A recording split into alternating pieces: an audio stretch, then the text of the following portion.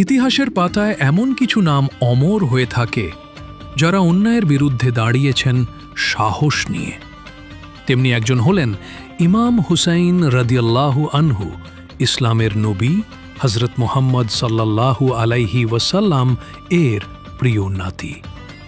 নবীজির ওয়াফাতের পর অনেক পরিবর্তন আসে মুসলিম বিশ্বের নেতৃত্বে। একসময় ইয়াজিদ নামে এক জালিম শাসক খিলাফতের দাবি করে। সে ইসলামী মূল্যবোধকে পদদলিত করে অন্যায়ের পথে শাসন চালায়। ইয়াজিদ চাইল ইমাম হুসাইন যেন তাকে মুসলিমদের নেতা হিসেবে মেনে নেন, কিন্তু হুসাইন সোজা বললেন, যে শাসক ইসলাম ও ন্যায়ের পথে চলে না, আমি তাকে কখনোই স্বীকার করতে পারি না। হুসাইন সত্য ন্যায়ের পক্ষে থাকার প্রতিজ্ঞা নিয়ে পরিবার ও ৭২ জন বিশ্বস্ত সাহাবীকে সঙ্গে নিয়ে রওনা হলেন কুফার দিকে।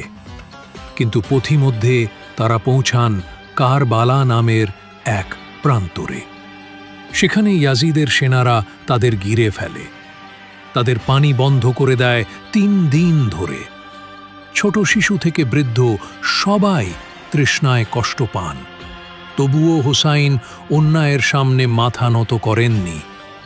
৬১ হিজরির ১০ মহরম, আশুরার সকাল, কারবালার বালুময় ভূমিতে শুরু হয় সেই মর্মান্তিক যুদ্ধ। একজন একজন করে হুসাইনের সাথীরা শহীদ হন। তার ভাই আব্বাস, তার ভ্রাতুষ্পুত্র, এমনকি ৬ মাস বয়সী শিশুপুত্র আলী আসগর পর্যন্ত রেহাই পাননি। শেষ পর্যন্ত ইমাম হুসাইন নিজেও শত্রুদের হাতে শহীদ হন, কিন্তু তিনি মাথা নত করেননি। তিনি বলেছিলেন, মৃত্যু মেনে নেব, তবুও অন্যায়ের সাথে আপোষ করব না।